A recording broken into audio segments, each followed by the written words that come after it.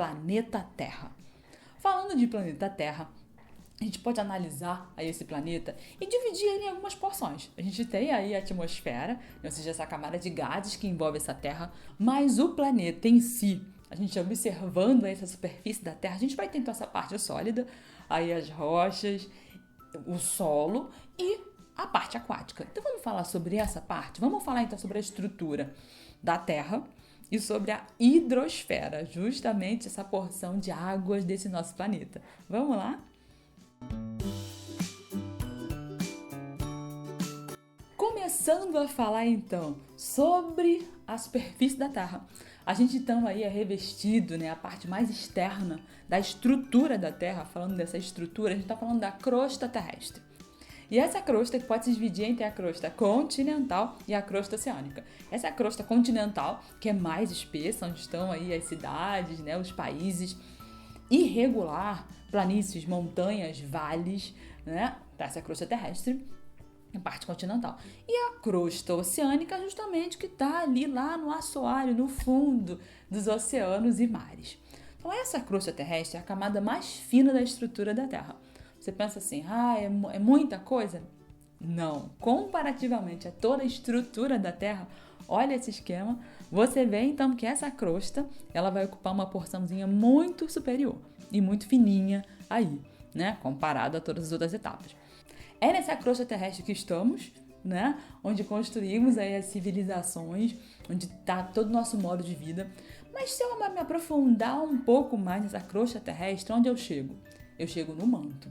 O manto, então, que ele pode ser dividido entre o manto superior e o manto inferior. Eu estou falando, então, de um ambiente com uma temperatura muito alta, muito quente, onde eu tenho ali rochas derretidas, onde eu tenho uma movimentação do seu conteúdo esse que a gente chama de magma. Então, rompendo e aprofundando nessa crosta terrestre, eu chego lá embaixo, eu chego no manto. No manto superior, naquela porção ali mais próxima da crosta, essa temperatura está um pouco mais baixa. E juntos, o manto superior com a crosta formam uma porção que a gente chama de litosfera. Lito de pedra, rígido, esfera da esfera da Terra. E essa litosfera, ela não é uniforme, uma coisa só, não. Ela é quebradinha aí em várias placas, as chamadas placas tectônicas ou placas litosféricas, como se fosse um grande quebra-cabeça e aquelas peças estão ali. E uma coisa interessante, essas placas, elas se movem. Temos várias placas ali, países em placas diferentes, partes do oceano em placas diferentes. E essas placas, justamente porque parte é sólido ali, crosta, e parte é manto, elas vão se movimentando lentamente. Às vezes, esses movimentos são um pouco intensos, a gente consegue, por exemplo, observar na forma de um terremoto. Às vezes é uma coisa mais sutil, mas esses movimentos eles vão provocar alterações na crosta terrestre e até algumas atividades muito empolgantes e assustadoras, como atividade vulcânica. Falando então desse manto, falei do manto superior, manto inferior, temperaturas muito baixas. É a porção maior da estrutura da Terra, é esse manto. Rochas derretidas, a gente vê a prova disso nos vulcões. Temperaturas altíssimas e esse manto, quando ele sai, ele vai solidificar e formar novas rochas. E a gente chega lá no miolinho da Terra, olha aí, a gente chega no núcleo dessa Terra. Esse núcleo, a camada central, aí a porção central dessa Terra, tem a sua constituição basicamente de ferro e de níquel e uma temperatura absurdamente alta. Sim, uma média de 5.000 graus. Então, uma temperatura altíssima, Estamos quase o Sol aí lá no centro da Terra. E aí a gente divide esse núcleo em duas porções. O núcleo interno, que é sólido, e o núcleo externo, que é líquido. Então, alguns alunos se perguntam, mas se a temperatura é quente pra caraca, se é muito alta lá nesse núcleo interno, por que é sólido? Pressão, Muita pressão ali. Então, esse núcleo interno é sólido e o núcleo externo é líquido. Então, analisamos a estrutura dessa Terra aí de fora para dentro. Esses dados eles são extraídos a partir de pesquisas. Já viemos, algum ser humano já fez uma viagem ao centro da Terra? Impossível, não suportaríamos tamanha baixa, altíssima temperatura. Como são extraídas essas informações? A partir de equipamentos super sofisticados, que vão justamente utilizando os seus mecanismos para extrair essas informações. Nós falamos da parte sólida. E quando a gente fala da hidrosfera? Quando a gente fala da hidrosfera, a parte das águas dessa Terra, né? Poderia ser até um planeta água, de tanta água que ele tem mais água do que terra. 97% dessa água, eu tô falando que é uma água salgada. 2% de água doce, aquela que a gente depende para viver. E a gente ainda tem, que não é contado aí nesse número, que são as águas atmosféricas, que tá aí na camada da atmosfera, na forma de vapor, né? Essas águas, então estou falando aí das águas salgadas, estou falando de oceanos, de mares, cobrindo toda essa superfície terrestre.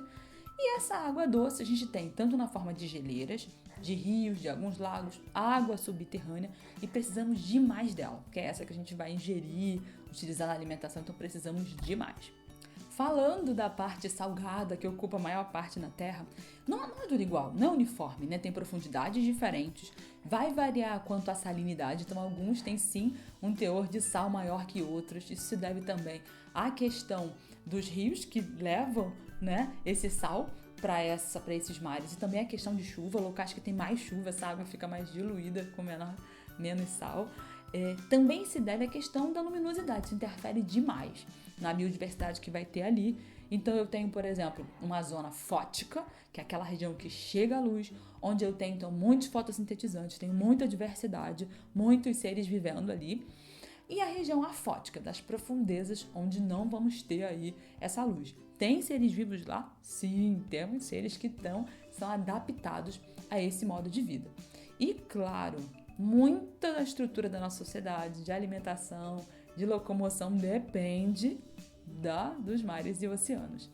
E quando a gente fala desses rios, a gente tem aí, né, rios de diferentes tamanhos, a maioria deles desaguando em mares, mas nem todos. As águas subterrâneas, algumas porções da terra são mais porosas, solos mais porosos. Essa água ela entra e ela vai começar a circular não na superfície da terra, mas nas rochas lá da crosta terrestre. Essa água está filtradinha, limpinha, e a gente consegue explorar. Elas minam em alguns lugares, são as chamadas nascentes de rio.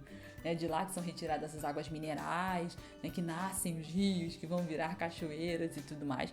Então precisamos demais manter esses rios e manter também essas águas, em especial as águas subterrâneas, super preservadas. Dependemos muito delas. As características desse rio também vai mudar, a gente vai ter diferenças até no tipo de rocha desse rio e na estrutura desse rio. Diferente entre a parte da nascente e lá, quando ele já está chegando no mar, ali no manguezal, se deve justamente às diferenças de altitude, as diferenças do ambiente ali, mas água doce. As águas doces são essenciais para a parte terrestre. Vegetação, planta, então dependemos demais de todas elas. Ok?